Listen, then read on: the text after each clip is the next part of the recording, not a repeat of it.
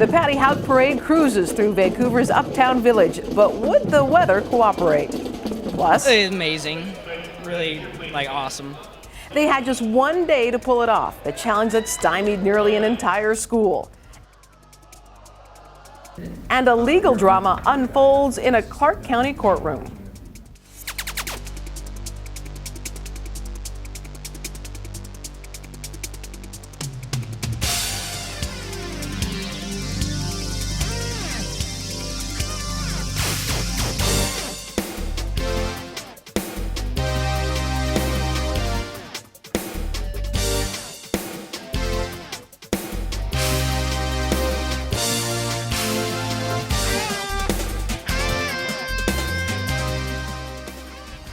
With a police escort, the 20th annual Paddy Hough Parade rolls down Main Street on St. Patrick's Day.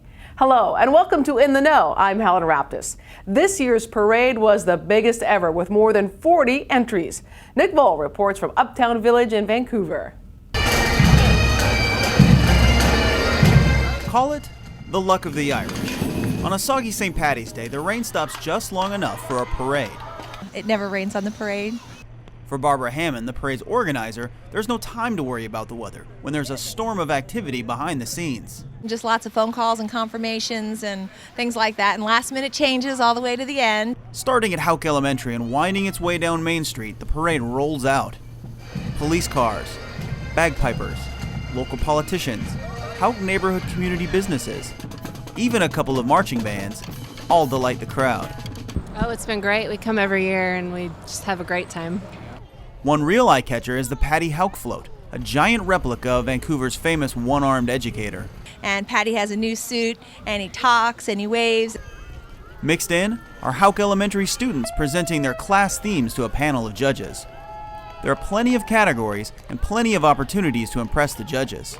It is incredibly hard because they are all so adorable, but I would say we're looking for enthusiasm, for teamwork, creativity. And if you're looking for smiling faces, well, they're on display too.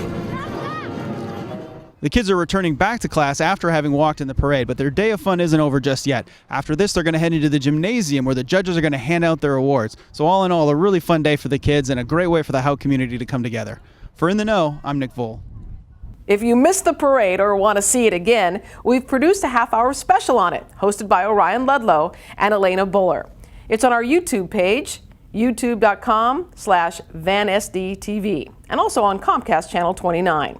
There's a link to the programming schedule on the video page of the school district website, vansd.org. It's been a cold, rainy spring thus far, but that can't stop Washingtonians from getting outside. Spring sports are in full swing. We dropped by softball practice at Skyview High School, where the girls just started their schedule. After some indoor practices, the team is back on the diamond. They tell us the weather hasn't been a problem. You know, it's the Northwest, it's rainy, and it's an odd time to play softball, but it's been really fun this year so far. Skyview, like other high school teams, is also adjusting to a new rule that pushes the pitcher's rubber back 3 feet, so hitters have a better chance at the plate. The boys' baseball team at Hudson's Bay High School is also taking advantage of our recent drier weather. We caught up with the team as they played a league game against Camas. The rain that kept other teams inside hasn't affected the Eagles nearly as much. Actually, we got out pretty lucky because we have the big tarp, so tarp the field. It was rainy, but we cleaned up the field pretty good. We've been playing a ton of games here. Skyview's even came down and played a couple games down here. So, and Clark College is actually going to play down here tomorrow. So, our field's in pretty good shape. On this day, Hudson's Bay lost a close one, but Coach McGrew and Jordan tell us they think this could be a really good year for Eagles baseball. We saw innovation, cooperation, and education at Skyview's Science, Math, and Technology Challenge Day. But as Elena Buller reports, there was a little bit of slapstick comedy, too. The theme was airplane. Surely you can't be serious. I am serious, and don't call me Shirley. It may sound funny, but the challenge was nothing to laugh at. Teacher Nate Macon explains. So the challenge was to build an object that can fly from the second story of Skyview High School. We have a nice commons area, and it flies from the second story and drop an object from that device onto a target that's about 5 feet in diameter in the middle of the commons. Each group was given a set of supplies to build their aircraft. Then students got down to work. We wind the propeller like that, just by spinning it, and there's 3 rubber bands throughout here connect to this. So when you let go, it propels. Now, if you're thinking success sounds impossible, you're not alone. I think I'm very worried. I think very few people are going to succeed. We took a look for ourselves. The table marks the spot in the middle of the room. The whole point of the competition is to get the planes to pass over that and drop their payload. The kicker is they've got to do it from all the way up here. Not an easy feat, but completing the task wasn't the only way to earn points. One major component, working together. So with a group, you get like multiple perspectives and different ideas and just working off of each other. Another way to get a good grade, make a parent or teacher laugh. It's good to interject a little bit of fun in it as well. Absolutely. I mean, if they're going to spend the whole day here and do, work on a project, it should be fun. All kidding aside, this is still a competition, and as evidence behind me, a lot of these kids are serious about hitting their target and winning. Soon, it was go time. Students lined up on the second story and sent their creations flying. Kind of.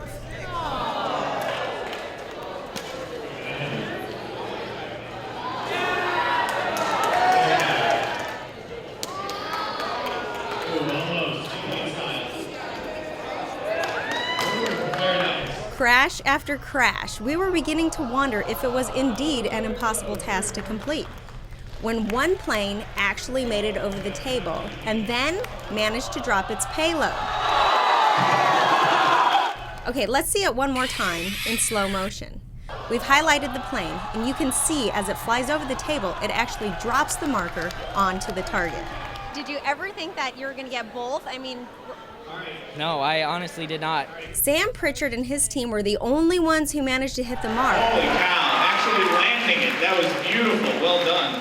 But at the awards ceremony, several were singled out for their hard work.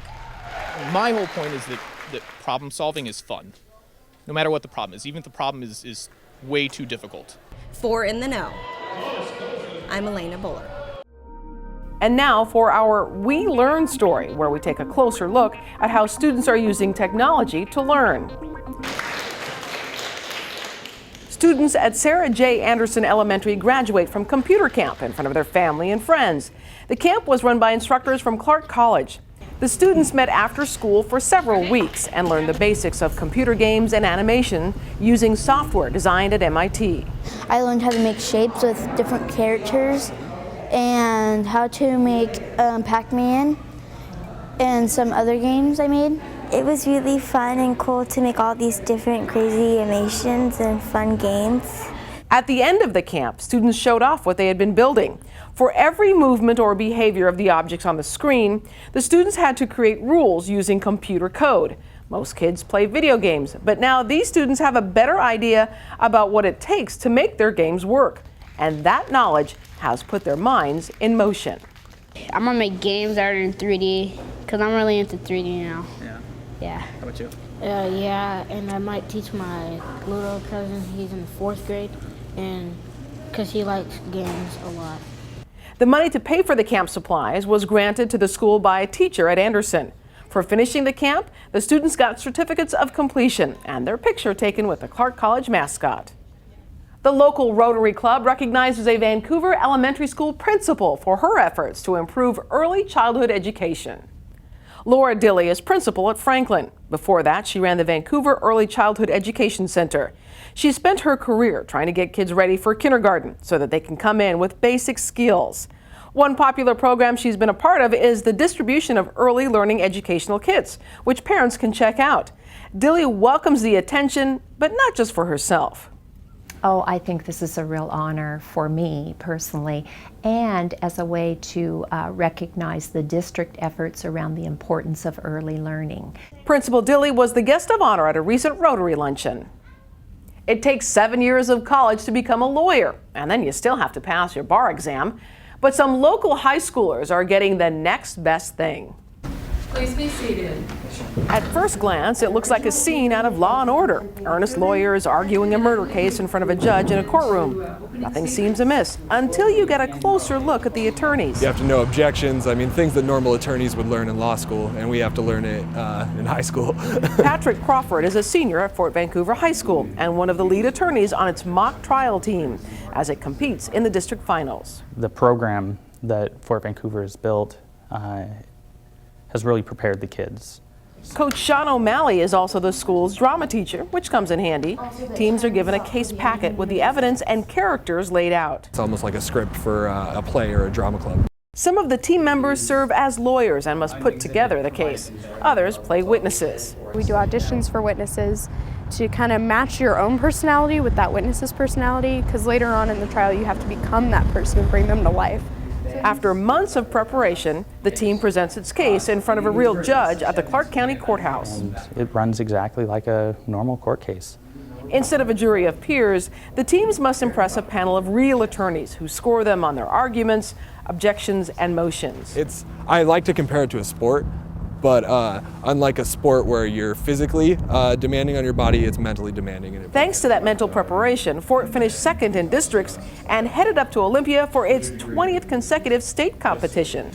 Students are also seeing benefits outside the courtroom. Public speaking is huge. I've gotten so much more confidence just being able to stand up in front of my class.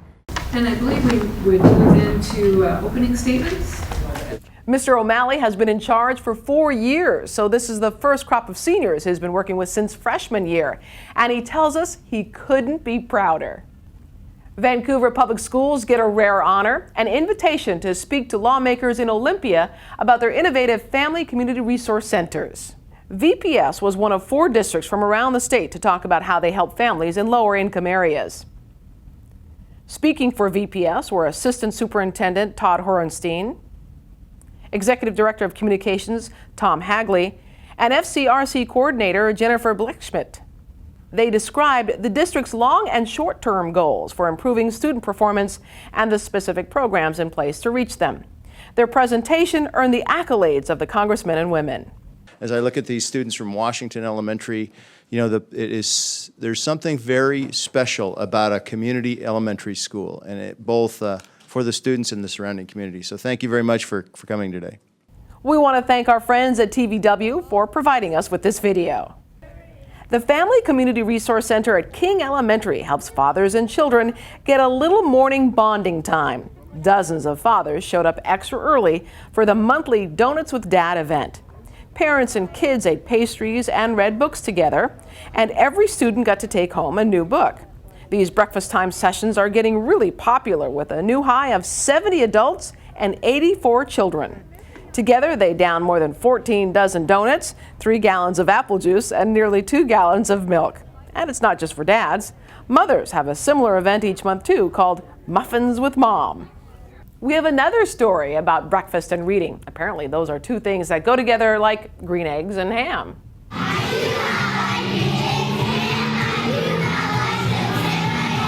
We checked out the annual Green Eggs and Ham breakfast at Walnut Grove Elementary. There were similar breakfasts at every Vancouver elementary school. Students and their parents put on those big cat-in-the-hat top hats and chow down on what else? Green eggs and ham. Those eggs are actually dyed green, and kids actually ate them. After breakfast and a little song and dance, every child got to pick out a book, a lesson that parents appreciated. It's an old story I grew up reading, and a chance for them to do something like this. It's awesome, and they get free books and stuff. It's good. And even though he can't talk, we asked the Cat in the Hat what he thinks about reading, and you can see his response. And a huge thanks goes out to Beach's Restaurant for providing all the food that the kids and the parents just gobbled up. Well, that just about does it for us now. Thanks for watching In the Know. I'm Helen Raptis.